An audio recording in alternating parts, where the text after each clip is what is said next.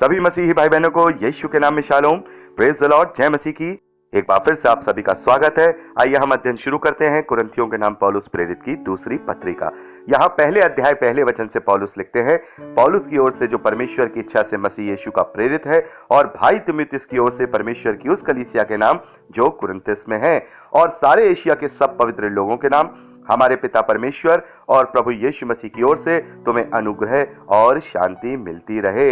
यहाँ तीसरे वचन से पौलुस लिखते हैं, हमारे प्रभु यीशु मसीह के परमेश्वर और पिता का धन्यवाद हो, जो दया का पिता और सब प्रकार की शांति का परमेश्वर है।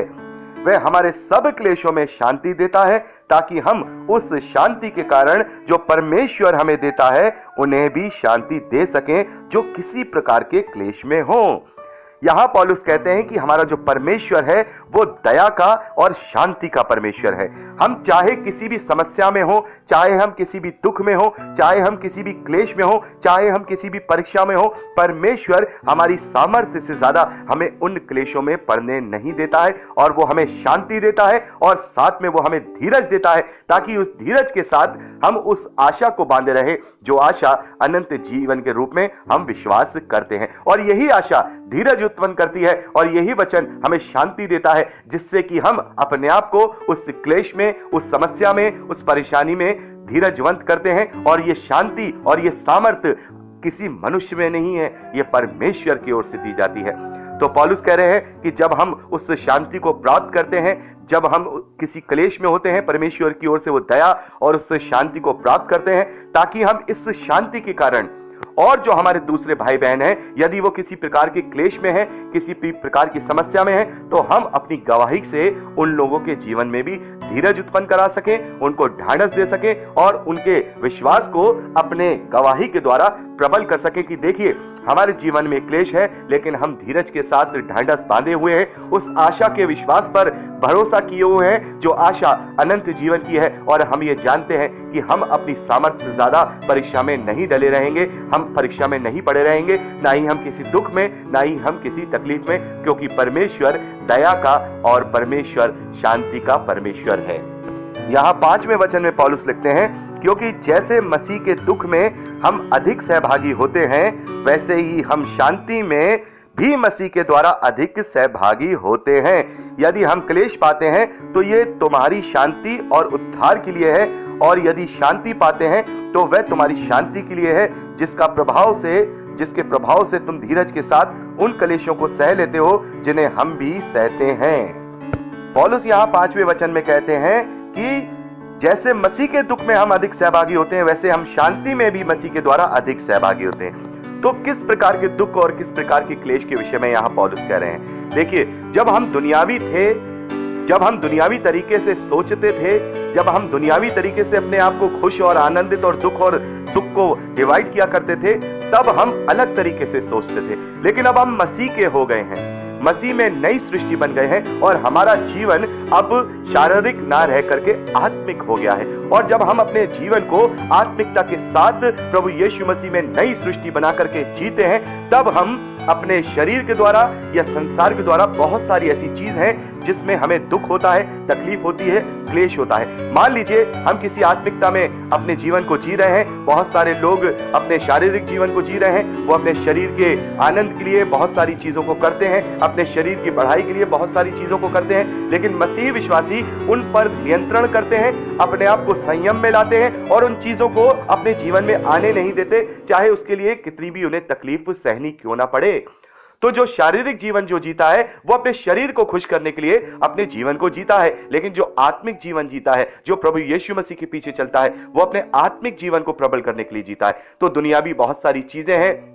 दुनियावी बहुत सारे आनंद है, दुनियावी बहुत सारी बातें हैं, जिनके ना होने से हमारे जीवन में थोड़े बहुत क्लेश और थोड़े बहुत दुख उत्पन्न होते हैं। लेकिन जब हम आत्मिकता में जीते हैं और आत्मिकता में सोते हैं, जैसे मसीह के साथ हम दुख भी उठा रहे हैं शारीरिक रूप से, लेकिन आत्मिक रूप से हम उसके साथ शांति भी और उससे अधिक पाएंगे। वो शांति और आनंद मसीह में हम आत्मिकता में होकर पाएंगे जब वो विश्वास हमारे मन में घर कर जाता है। वो विश्वास जब हमारे मन में बैठ जाता है कि हमने प्रभु यीशु मसीह पर विश्वास किया है और हमारा जीवन यहाँ का नहीं बल्कि अनंत जीवन है और हमारा प्रतिफल इस धरती का नहीं बल्कि इस स्वर्गीय राज्य का प्रतिफल है, तब ये सोचकर हम आनंदमय हो जाते हैं। हम सारे दुखों को, सारी तकलीफों को, यहाँ की जितनी भी बातें हैं जो हम यहाँ नहीं कर पाते हैं शारीरिक रूप से, उनको फिर जान के हम आनंदित होते हैं कि कोई बात नहीं है, अगर इस धरती पर हम ये चीज नहीं कर पा रहे हैं तो कोई बात नहीं, क्योंकि हम ये यहीं पे छोड़ देंगे। ये नाशवान चीजें हैं, इसका कोई अस्तित्व नहीं है,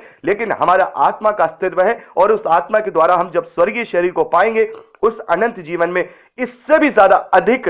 सुखों को, इससे भी ज्यादा अधिक आनंद को, शांति को मसीह यीशु में पाएंगे। क्योंकि मसीह यीशु के साथ यदि इस धरती के दुखों को पाया है तो मसीह यीशु के साथ ही उस अनंत जीवन के आनंद को भी हम पाएंगे, उसके सहभागी होंगे। 6ठे वचन में पौलुस कहते हैं, यदि हम क्लेश पाते हैं तो तुम्हारी शांति और उद्धार के लिए, और यदि शांति पाते हैं तो तुम्हारी शांति के लिए, जिसके प्रभाव से तुम धीरज के साथ उन क्लेशों को सह लेते हो जिन्हें हम भी सहते हैं। 7वें वचन में पौलुस लिखते हैं, हमारी आशा तुम्हारे विषय में दृढ़ है, क्योंकि हम जानते हैं कि तुम जैसे हमारे दुखों में वैसे ही शांति में भी सहभागी हो।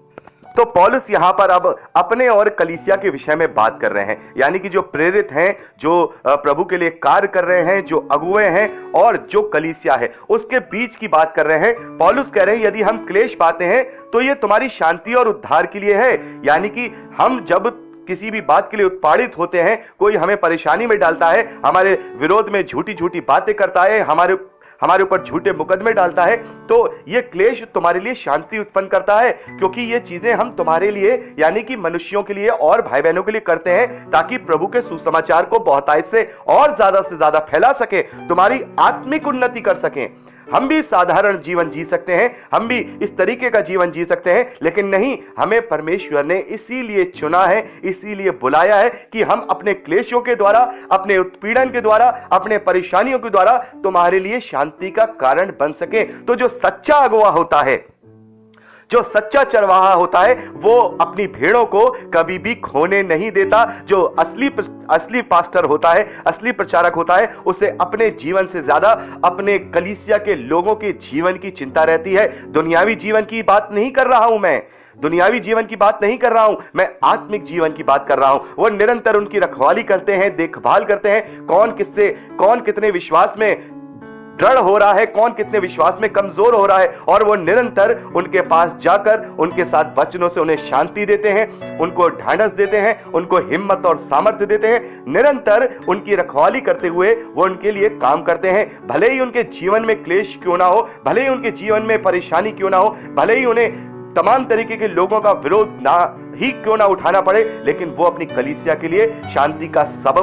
सबब बनते हैं और उनके द्वारा कलीसिया शांति पाती है। और यदि वो शांति भी पाते हैं, जो प्रचारक अगर शांति में है, सुकून में है, तो उसके द्वारा भी कलीसिया सुकून को पाती है, क्योंकि वो प्रचारक और अच्छे से उनको क्या करता है, जो उसका पास्टर है या रखवाला है, उन भेड़ों की रखवाली करता है और वो एक उनके लिए गवाही भी वहां पर उत्पन्न करता है। तो किसी भी रूप में जो एक अगुवा है, किसी भी रूप में वो कलीसिया की भलाई के लिए ही काम करता है। और पौलुस यही ये बात कह रहे हैं कि यदि हम क्लेश पाते हैं तो तुम्हारी शांति और उद्धार के लिए, और यदि हम शांति पाते हैं तो ये तुम्हारी शांति के लिए, जिसके प्रभाव से तुम धीरज के साथ उन क्लेशों को सह लेते हो जिन्हें हम भी सहते हैं। हमारी आशा तुम्हारे विषय में दृढ़ है, क्योंकि हम जानते हैं कि जैसे हमारे दुखों में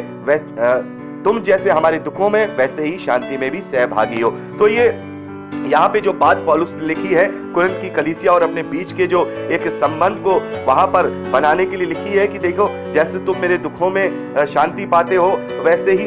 तुम्हारे साथ हर एक प्रकार से सहभागी हो, हमारे अच्छे बुरी बातों में तुम हमारे साथ सहभागी हो। तो ये जो बात लिखी थी कुरिन्थ की कलीसिया को एक अपने रिश्ते, अपने संबंध में बांधने के लिए यहाँ पर पौलुस ने लिखी है। लेकिन इससे हम ये सीखते हैं कि एक जो प्रचारक है या हम कहे पास्टर है, उसकी अपनी कलीसिया से ऐसा संबंध होना चाहिए कि यदि वो दुख उठाए, चाहे वो शांति में रहे, लेकिन हर हाल में उसकी कलीसिया उसके द्वारा शांति और उद्धार में कायम और बनी रहे।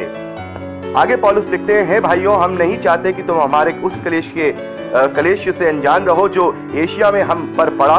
हम ऐसे भारी बोझ से दब गए थे जो हमारी सामर्थ्य के बाहर था, यहां तक कि हम अपने जीवन से भी हाथ धो बैठे थे। वरन हमने अपनी मन में यह समझ लिया था कि हम पर मृत्यु की आज्ञा हो चुकी है, ताकि हम अपना भरोसा ना रखें, वरन परमेश्वर का जो मरे हुओं को जिलाता है, उसी ने हमें मृत्यु के ऐसे बड़े संकट से बचाया और बचाएगा, और उस पर हमारी ये आशा है कि आगे को भी बचाता रहेगा। तुम भी मिलकर प्रार्थना के द्वारा हमारी सहायता करोगे कि जो वरदान बहुतों के द्वारा हमें मिला,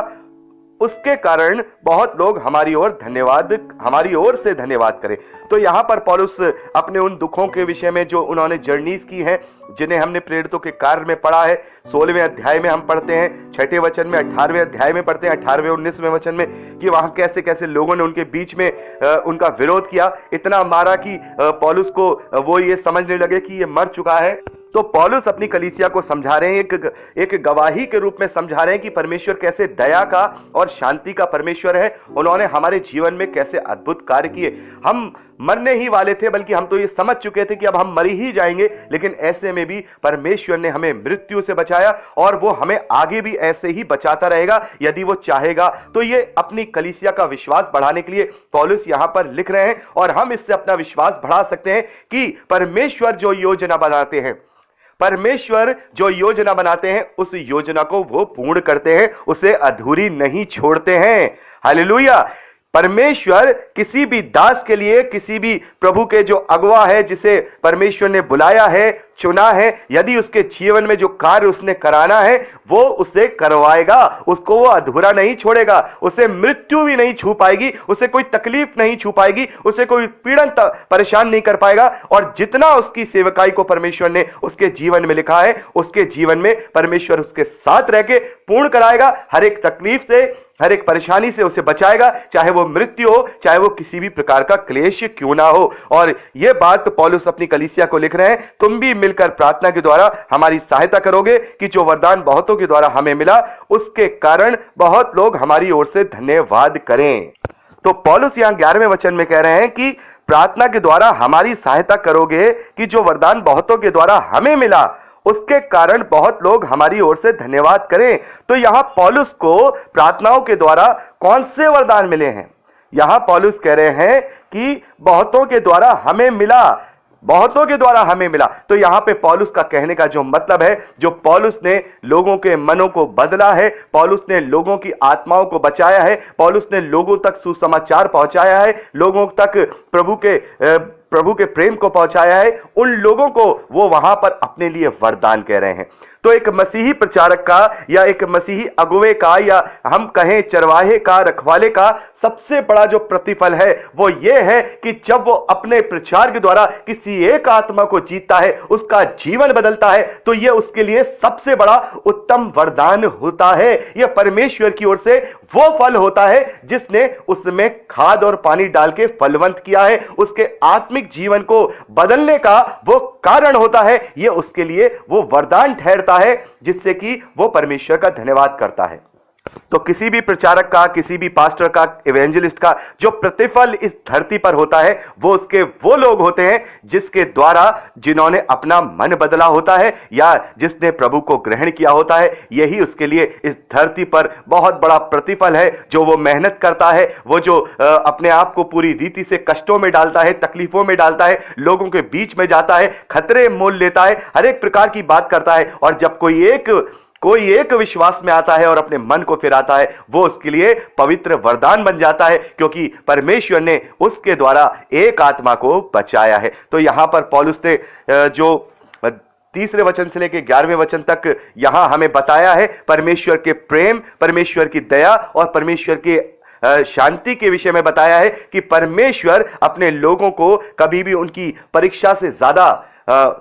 उनकी सामर्थ्य से ज्यादा परीक्षा नहीं लेता है। उनकी जितनी भी कैपेबिलिटी होती है उससे ज्यादा कभी भी वो उन्हें दुख और क्लेशों और तकलीफों में पड़े नहीं रहने देता है। वो जानता है और वो हमेशा हमारे साथ है, वो हमारे अंदर सामर्थ्य, धीरज और शांति उत्पन्न करता है, ताकि हम उन कलेशों से निकल पाए और उन कलेशों से निकलकर ऐसी गवाही को उत्पन्न करें जिससे और दूसरे भाई बहनों को भी दृढ़ कर सके, विश्वास में प्रबल कर सके। तो यहां पर हमने 11वें वचन तक का अध्ययन किया। अगले संदेश में हम 12वें वचन से आगे का अध्ययन करेंगे। प्रभु आपको बहुत की आशीष दे। Praise Lord.